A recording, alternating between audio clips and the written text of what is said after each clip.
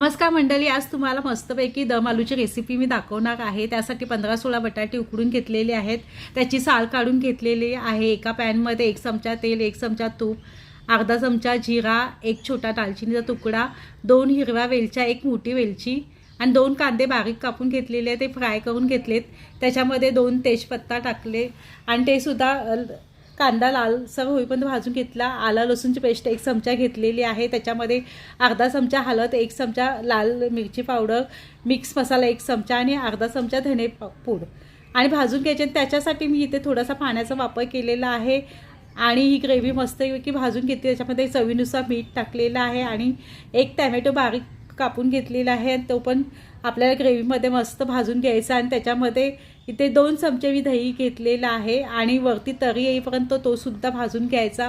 त्याच्यामध्ये बटाटे उकडलेली टाकलेली आहेत आणि 5 मिनिटं आपल्याला ते शिजवून घ्यायचेत आणि त्याच्यासाठी मी गरम पाण्याचा वापर केलेला आहे। 5 मिनिटांनंतर त्याच्यामध्ये अर्धा चमचा गरम मसाला, कसुरी मेथी थोडी टाकलेली आहे आणि वरती गार्निशसाठी कोथिंबीर टाकते। तुम्ही पाहू शकता आपले दम आलू तयार झालेले आहे, मस्तपैकी त्याची टेस्ट असणार आहे आणि हे आपण भाताबरोबर रोटीबरोबर खाऊ शकता।